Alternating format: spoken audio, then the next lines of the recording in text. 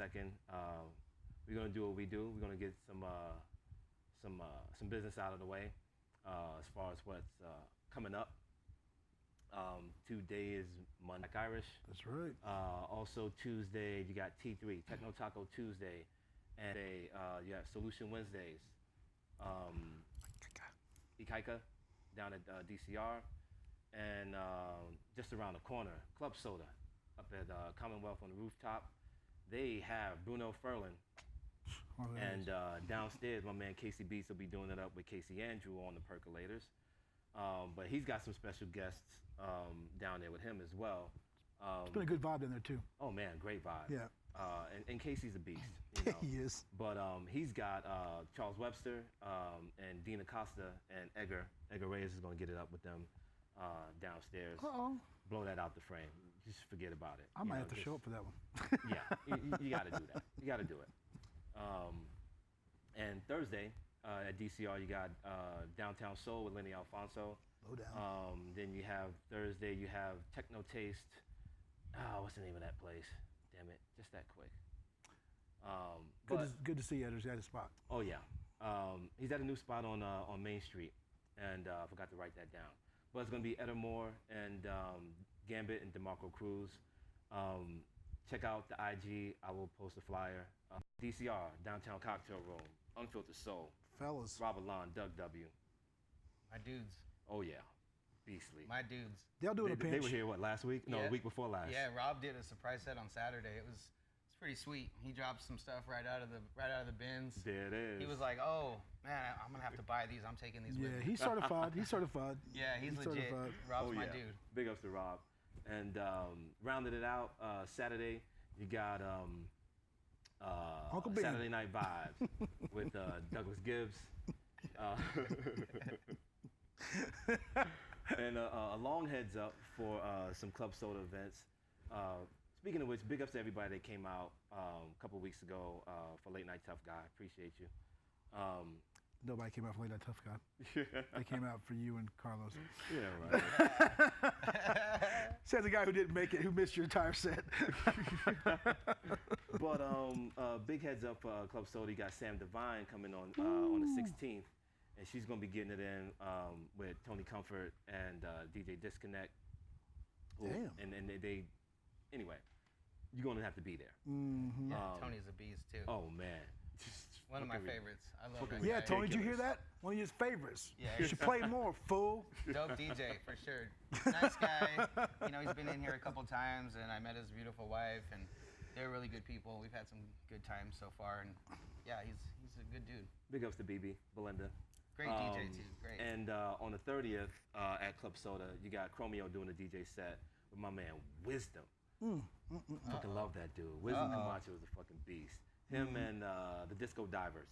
So yeah, you're gonna want to put those in your calendar. Save the date. That's what's coming up locally in Vegas. Be sure to check the IG.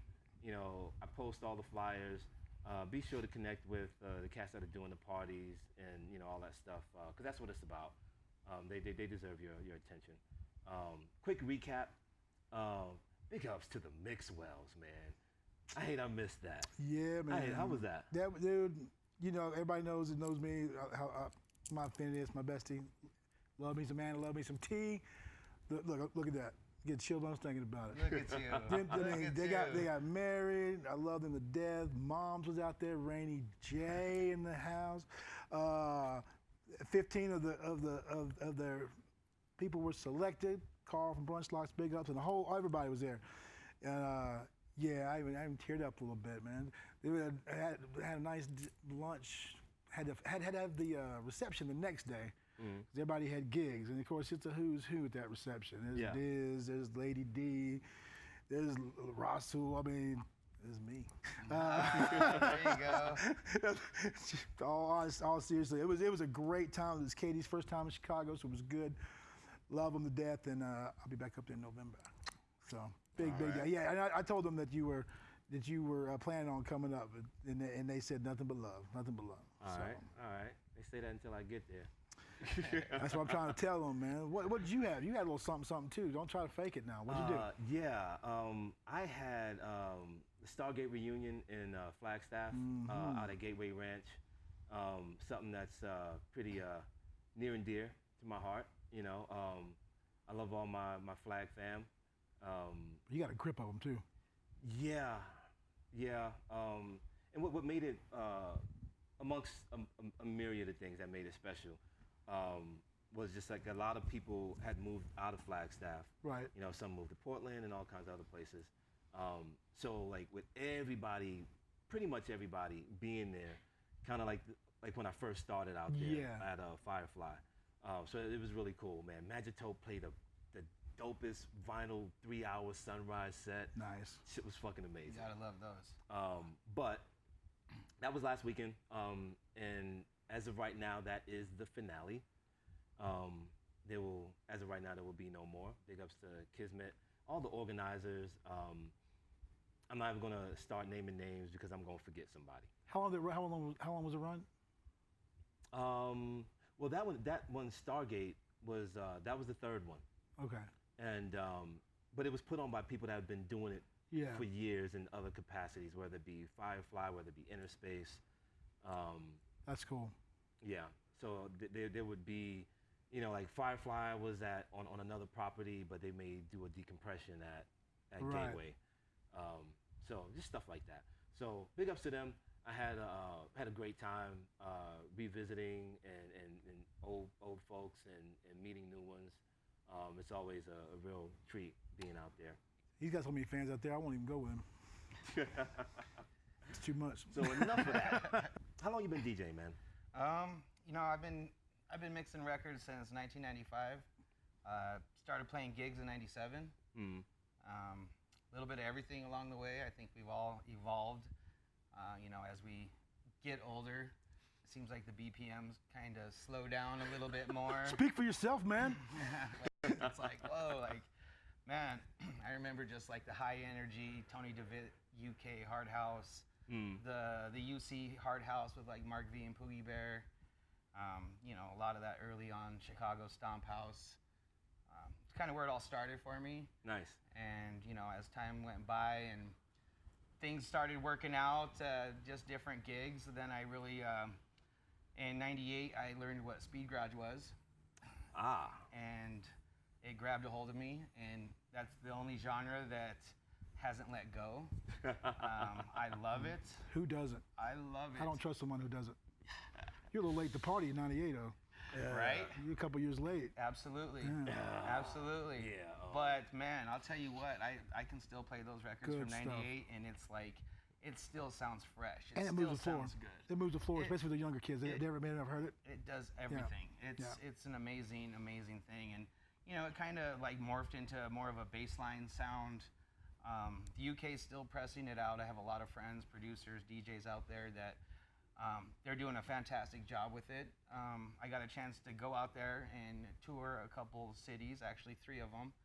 And it was a pretty amazing experience. I got to play with Davey Boy and the White Boys and Danny Bond, which he's another legend. And yeah, like I still play it. I don't play it as much as I would love to, but you know, when I get in that mood, 4-hour Speed Garage sets like nothing. I absolutely I really love wish it. they would remaster all those old cuts because it's hard. That's when it's hard to play.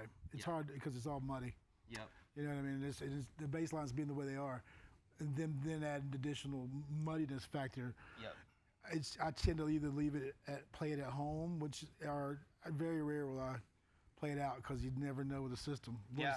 Try to play that at well, see what happens. Absolutely. I mean, there's a lot of that for sure. I mean, the MP3s more so, you know, just the compression of the files and the lack of the mastering, and a lot of these tracks came out of bedrooms and ripping them from vinyl too, because a lot of these you can't get they're no more. Yeah. 187's done. You get the worst remix of Gunman ever. Yep. The Rudy Poot whack version. You don't get the one that you want. Yep. You cannot buy it. So therefore you have to rip it off your vinyl, which you should have. Everyone should have that, at least a couple copies, and it's not the same. It's not the same. It's never the same. It'll never be the same. Yeah. And you know, that's I think vinyl and speed garage, they go hand in hand. When you play in the vinyl, it's different than playing on digital. And Yep. you know, the 187, they are some of my favorites from back in the day. My buddy and I, Dave, FX Logic, we started a series of parties called Lockdown. Yeah, nice. And it kind of went off of the theme Yeah. of 187 Lockdown. Nice. So it was pretty cool. We had a lot of fun, man. It's Good times. you know, man. great times. But you know, as we get older and we start to find grooves and meet people, and you know, being a DJ is not always about playing what you want to play. It's more so for me about giving everyone else what they want. Like I like to play music that's gonna make people happy, and you know, I could easily fall into that rut and just play what I want. But you know, again, different crowds, different venues, different times, different events. So therefore, like, you know, I can pretty much run it when it comes to house music, from deep house, tech house, progressive. I went through a stint of progressive with like the whole Des and Masialo. This interview's over. And Digweed. Hey, like I said, you know, as you get older, it is what it is. I'm You just know, fucking with you. I don't play that stuff anymore. You know, it's all good, but hey, you know, it's all stepping stones. And you know, when you adapt to other music, and then you come back to the one you love, it's like it seems like a lot of the formulas come together a little bit better. And Yeah. you know, that's kind of my thing. But I love it all. I love all music. I play all kind of different stuff. Like, you know, if you catch me in a really crazy mood, I'll play a straight rock and roll classic rock. That's crazy. And I love it. I can love mix that. it. It That's sounds cool. good. You know, it's one of those things that I just love it. You know, Yeah. and all music. Again, like house music is where my heart is, though. I think like now that I'm a little bit older and you know, I'm just into the groove. It's like that funky or deep or tech, like any of that stuff, like it makes me happy. I know. Now you are a transplant. You hail from Colorado, correct? Correct. Yes. Nice. And you were throwing parties out there, DJing out there before Yep. you moved here. Yeah. Okay. When did you move here? I moved here about 3.5 years ago. Okay.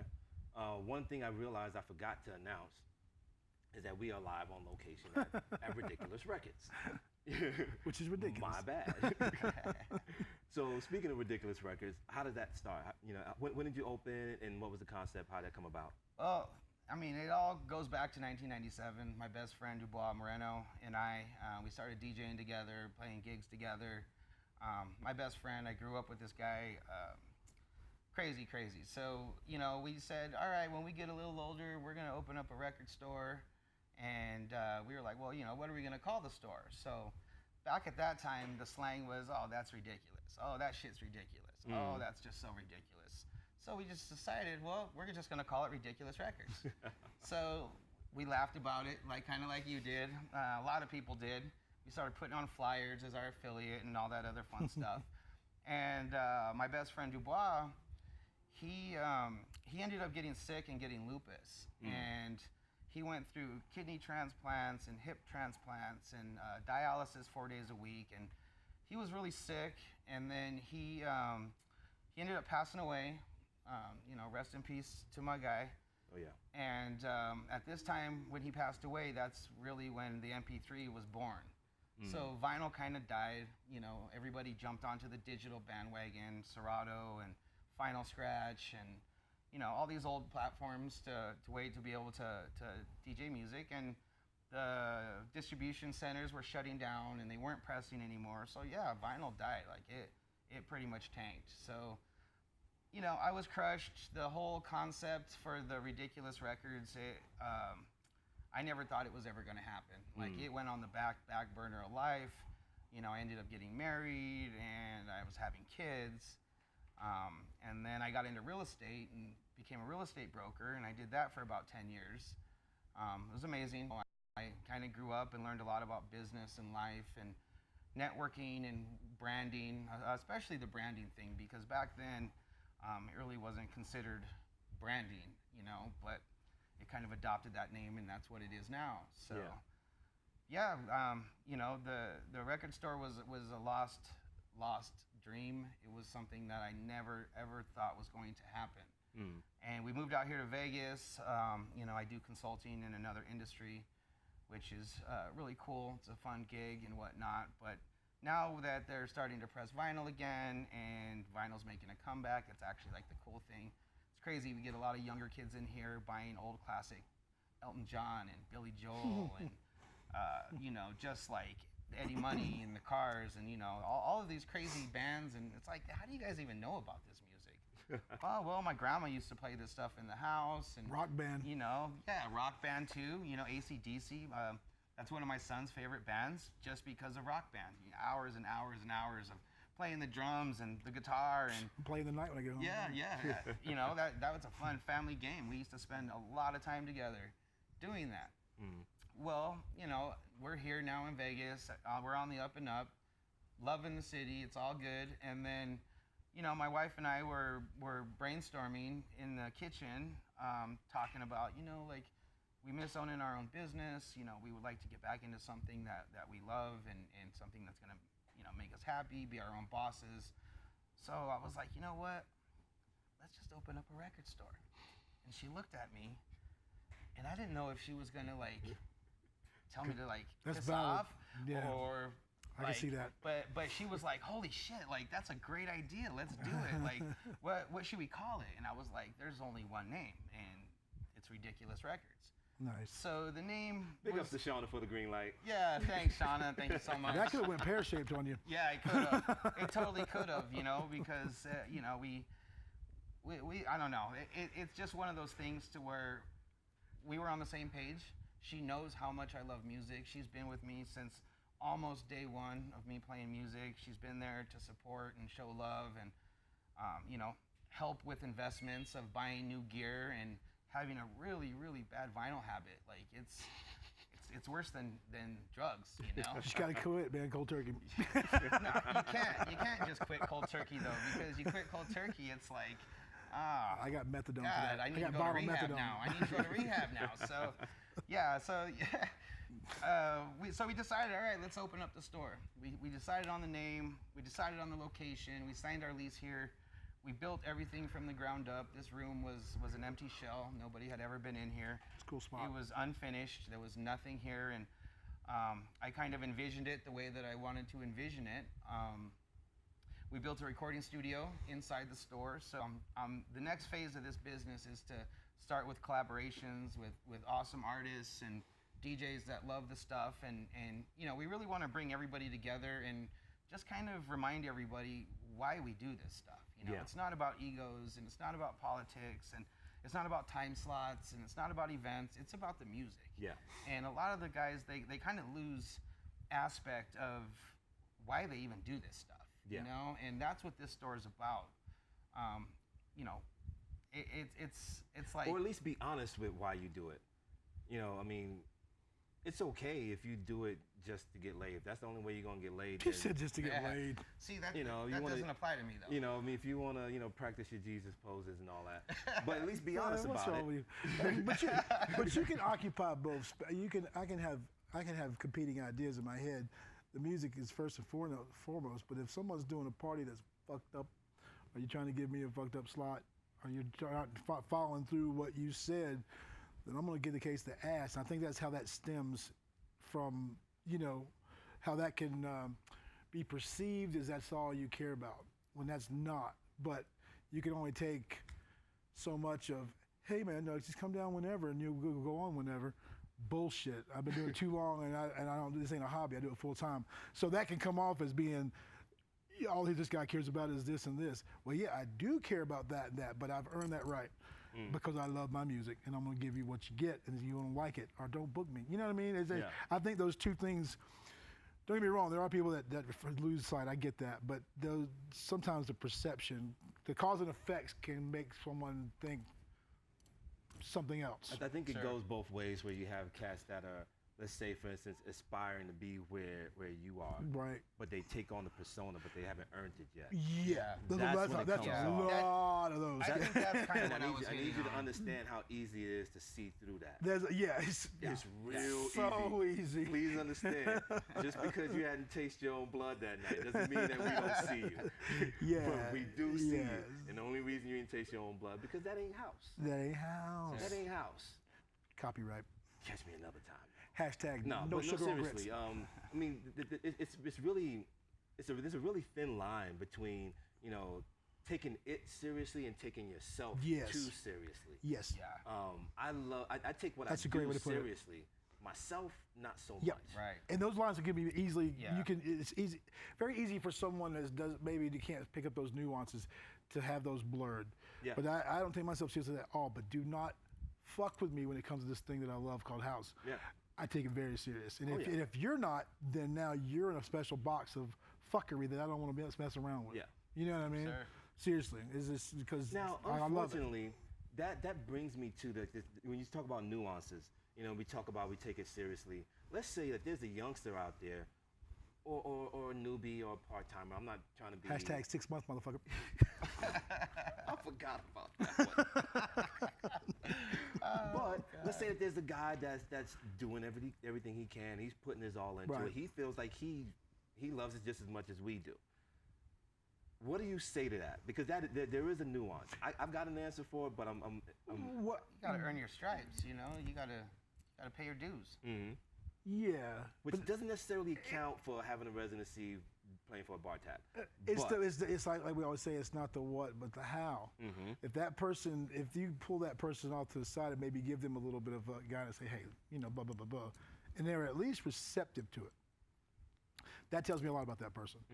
If that person's like, well, whoop-de-whoop, whatever, I got 3 residencies all at fucking wherever at In-N-Out Burger, okay, that's a different, I put you in a different category at that point, Yeah. because you're taking yourself seriously and your joke at that point. Yeah. You know what I mean? Like, because I want to learn all the time. There's so many people that I look up to that the past few years have started moving in their circles that I like, house heroes. I'm just like, yeah, I mean, not like a puppy dog, but I'm watching. I'm trying to listen to them. And when they throw down a tidbit of advice, I'm gonna just, whether I question it or not, I'm gonna take it and analyze it before I open my mouth. Yeah. You know what I mean? And take that in. And I think that filters down on whatever level you're at. You know what I'm saying? You get more if you listen and take advice, people who's been doing it a little bit longer. Yeah. Sure. You know. Absolutely. Well, for me, what I'm going to say to that is it's multifaceted, but I'm going to try to keep it simple. Because for one, it may not seem applicable. Like if I say something to you in earnest, and obviously you may think I'm wrong, and I could be. The issue is when that you're willing to understand why I think I'm right. Now you could segue that to home with your lady, because for one, you're always gonna be wrong. Wrong, I don't know. Learn that shit. No. Youngsters, don't fall for that. Don't fall for that. I'm kidding. But even if, let's say, insight into why it was said in the first place. Now, besides that, it's time. Time. If you're putting in the work, don't expect shit for a long time. Paying your dues. Now, if you get it, understand that you're lucky and treat it as such, because hard work has to get lucky. But more times than not, it takes a lot of fucking time. And there's no way to really put that in context besides fucking time. Yeah. That's it. Lots of time. Yeah. That's it. And if you manage to, and if you're making moves and you're growing and you're doing things, man, kudos, Just That's anxious feeling too. When you reach a point and I've experienced it with DJing and his production, and you think, okay, what else can I do? What else can I do? What else can I do? Yeah. I've done this. What else can I do? Nothing. Just sit there and simmer. Keep doing what you're doing, because you know what I mean. Like, not that there's nothing else to do, but maybe it has been everything you can do. Just keep doing what you're doing, and then that comes into the time. Just keep hitting it and keep grinding. Keep grinding. I know what, I'm tempted to throw in that it may even be beneficial every now and then to know where your limit is. Fuck it. If you think about trying it, go ahead and try it. Know and, your depth. And get that pop in the mouth. And You're so violent, dude. Why are you so violent? that's a metaphor. You know, but be able to learn how to take the nose. Yeah. You know, like go ahead and push the boundaries. See if you can do this doodad thing. You gotta push know? it. You gotta push it. If everybody gave up when they got rejection, nobody would be doing anything. I wish they all Not would. to mention taking chances behind the decks as well. Yes. Don't get too comfortable behind the decks. Yeah. That's There's it. always room for improvement. Oh man. Always learning new stuff, and you know, I just incorporated the DJS 1000, so I've added the sampler element to my sets. So I'm trying to bring a little more flavor, you know, a little more interaction, and try to, you know, catch people's attention a little bit more than just, you know, matching beats and programming sets and playing the right track at the right time. You know, that's part of what we do. It's a big part, but it ain't everything. Yeah, so you know, I got to the point where it's like, all right, let me, you know, try to add a little bit of something in here, and it's like a hybrid of production and remixing. No, it's completely. It's on the fly remix. Yeah, it's all on the fly. You know, there's the drum sequencer, so you can lace your drum patterns in, and then you can take live sampling off the tracks. You can do it off the vinyl, which is really cool. So I could be playing vinyl and digital at the same time. I can sample the vinyl, remix it, play it back out, and it creates more of an element to the actual DJ set. And the best case scenario is no one knows it, but you're just doing it. Yeah. That's me personally. I love when I'm doing that and I got everything going and I'm doing it on the fly remixing and no one knows it. That's the ultimate for me. That means you're doing it right. Yeah, it's, no one has any clue what's going on. It's like perfect. That means you're doing Except it right. when they try to upload a Mixcloud, they go, what? Unknown. Yep. Unknown. Yeah, that's Unknown. good. That's right. I gotta have at least 3. I shoot for having at least 3 in a mix. Who's Oz? Unknown tracks. Oh God, you have more than that. Yeah, that's, you know. I mean, it's a baseline, but what it does is that's a byproduct of me having fun. You know, And talking a little shit. like Wednesday, that too. like Wednesday. You know, I snuck in all 4. You know, for a while. Scary as fuck. Cause when it's bad, it's so bad. On that system? So on bad. that system? Yeah. You're a fool. Yeah. Yeah. You know. But luckily, for one, it being there Yeah. was the catalyst, and then it just happened to be a group like, oh man, I mean, let me loop that and bring something else in. Because that's bring how it something goes else down, in. right? But I didn't do it for too long. I ain't gonna lie, because man, when it's bad, it's just it's devastating. Yeah. There's no slightly being off with 4 decks. Yeah. Not at all. It's either on or it's holy fuck abandoned ship. Yeah, Like, absolutely. just get out. Just get out. Absolutely. It takes practice. It takes lots of practice. But it also takes, you know, the willingness to take a chance, because that's how you grow. Yeah.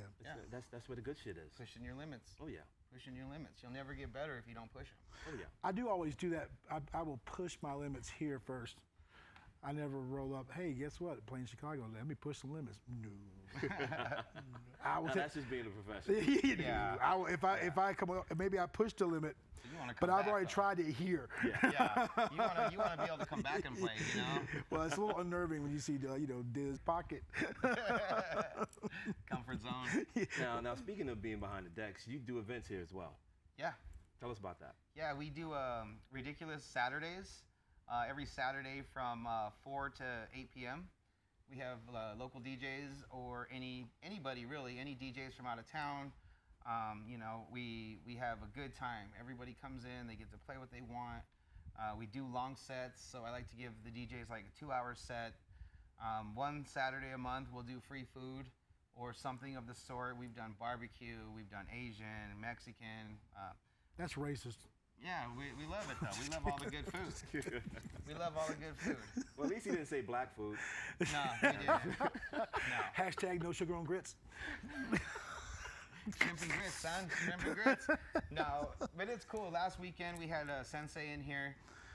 We did free punch and pie. So instead of the actual food aspect, we did some Hawaiian punch, a couple different flavors, a few different pies, some snacks. That's what's up. Everyone comes in, gets free food. They really like that, you know. They getting something back. They come in. We do discounts on the vinyl. We have a bathroom in the store, which we're the only record store in Vegas with a bathroom. People don't understand how important that is when you're digging vinyl, especially electronic music. You have to listen to every damn record. So takes a while. Yeah, there's nothing worse than having to take a piss in the middle of your dig, and you got someone waiting in line for the listening station. So, That's funny. Yeah, so That's hilarious. the bathroom was a huge addition. I wanted to make sure we had that. We have listening stations here, which people can come in. How many you got? We got 2 right now. We're set up for 4. Nice. As the business grows, we will be adding more. We have couches. I call them the spouse couch. So the girlfriend, spouse, boyfriend, kids, whatever, they can come sit on the couch. Leave the said person alone, let them dig their dig, and then, you know, it's all good. So there's a few things I wanted to do with this record store, and that's bring back the actual record store experience.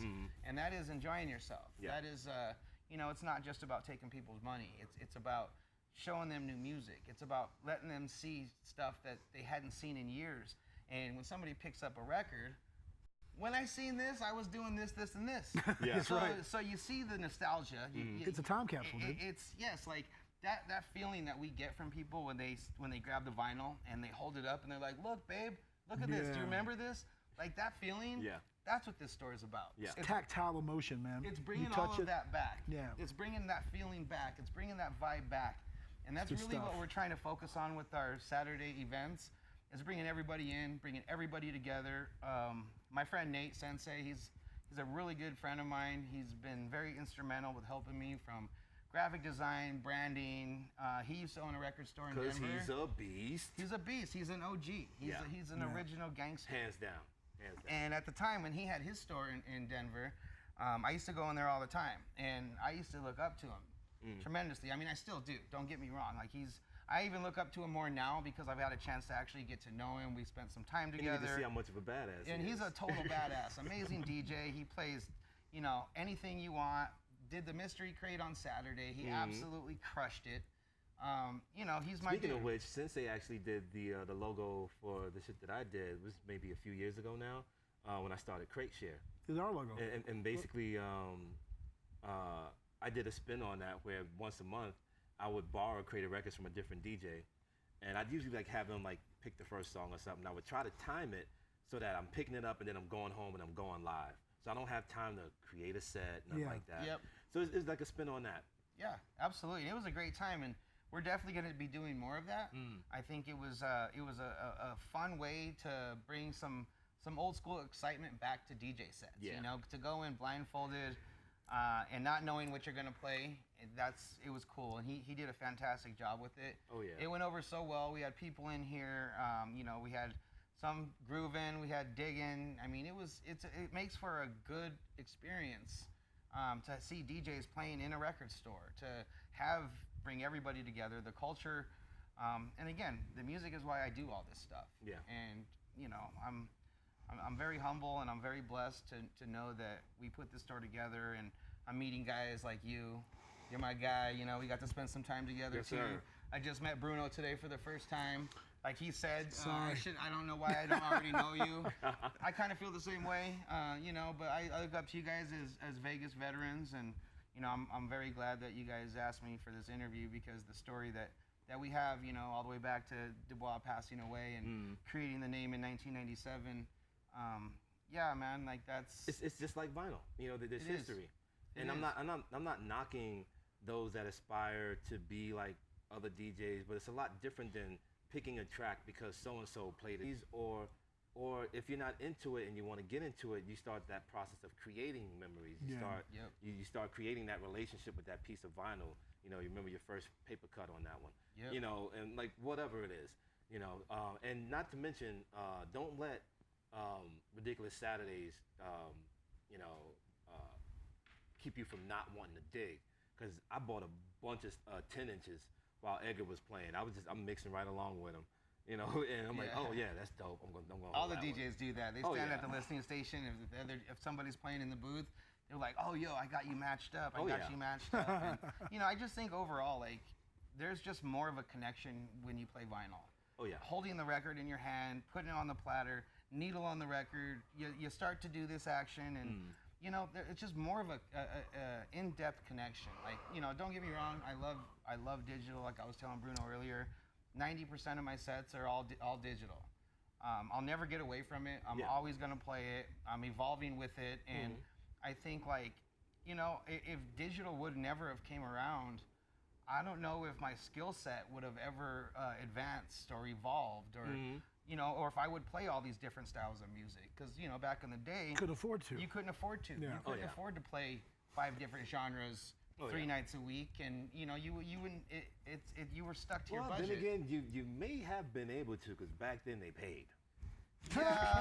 Yeah, but getting you know, a set shipped out from the UK. Oh yeah. You know, your 90 minutes is like $300. Oh yeah. Especially when you're buying speed garage records. Those shits, dude. I was spending $50, $60, $70 per record. Imports, man. It's a good thing I avoided speed.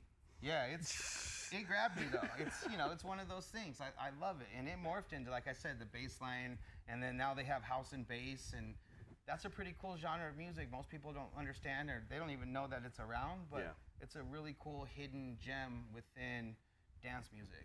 And I love to play it. I play it all the time, you know, especially when I'm here in the store throughout the week. You know, I'll jump on and customers come in and they're like, whoa, what the heck is that? Like, I never heard anything like this before. Do you have it on vinyl? Well, no, unfortunately we don't have it on vinyl, but you guys can come and listen and hang out anytime you want. Right. And it is a permanent setup. And speaking of which, what else you got coming up? Let's see. This weekend, I'll be out in Colorado. I'm playing in Colorado Springs, headlining at Blondie's on Saturday night. Saturday during the day, I'm playing the Bully Bash in Greeley, which is going to be a 5-hour set. And then that same night, I'm going back down into Denver, and I'm playing a private event, which is going to be another probably 3 to 4 hour set. So I got that coming up. The following weekend, Friday night, I'm playing at DCR with Rob and Doug. Oh yeah. Which that should be cool. This will be my debut playing with them. We hit it off really well. There's some very nice guys, and I'm looking forward to a lot of future business with them and bookings and shenanigans too. Like I'm all about having fun. I'm all about working hard, playing hard, and don't leave your bottle next to Doug. I don't leave my bottle next to nobody. My bottle stays with me, Big Doug can put it down now. Yeah, that's a good thing. I tried to drink with him once. Yeah, I don't know if I'm gonna go toe to toe. He's a big guy. Yes, sir. You know, his alcohol tolerance is probably 10 times what mine is. Yeah, but he's a big fella. I'll go have some fun and shake some ass, and you know, go. have fun in the DJ booth. And you know, that time we met up over at DCR, that had been my first time in there. Oh yeah. I was like, wow, this place is freaking awesome. Oh like, yeah. It's, you know, it's like perfect size. It's intimate. If it only had a dance floor. Yeah. You know, if they maybe move the couch out of the way or something, but dude, it's a But good, people get it in though. Yeah, it's a people cool still place. get it in. Don't think that there's no space. Yeah, to I'm just dance. talking Yeah, shit. Yeah. People, For those that don't know. Yeah, we got it in. I was shaking People my get ass it out in. the door when we left. Yeah, man. Yeah, a couple cocktails, and I was like, whoa. And then Doug was killing it. He was playing a man. 6 set that night, so it made for a good experience. So yeah, So that's this Friday. that's next Friday on the 11th. Cool. And then after that, let's see, the Saturday we got the Ridiculous Sessions here. Then the weekend after that, I'm playing for my boy in Calabasas. I'll be up in LA. And then I'm tentatively working on an Austin gig, which I'll have that wrapped up in probably the next 2 to 3 weeks. And yeah, man, little by little, I'm starting to meet people and build the name back up and start the branding. You know, I took a little break for a while to kind of prioritize life and you know, get my grips on things and focus on my family and my marriage and my kids and my grandkids. My grandson was just born last week, and Nice. that was really Congrats. cool. So yeah. I'm gonna get to go see him next weekend, which is another really cool thing, which is actually cooler than playing the DJ gigs. Oh yeah. You know, sorry guys, no offense, but seeing my grandson is That's where it's at. It's right where there. it's at. So I get to to see my daughter, my son, my son-in-law, my grandkids, my mom and dad, you know, all the fam. Oh yeah. So, as well as get to DJ and, you know, make some money and have some fun and teaching how to mix and sing, man. I don't play the I'm better than you shit or any of that stuff, or you have a residency here so you're better than this guy, or about why you're doing it. And, you know, I'm humbled now that I'm older and I realize that, like, I'm doing this for the music. You know what I just heard in there? Damn, and that's no ego. But when you know, tell a chick how. Generally speaking, that's kind of what we all aspire towards, to be good enough to not have to push your chest out and promote it and proclaim it to the world just how good you are. Because if you're that good, you won't have to say it.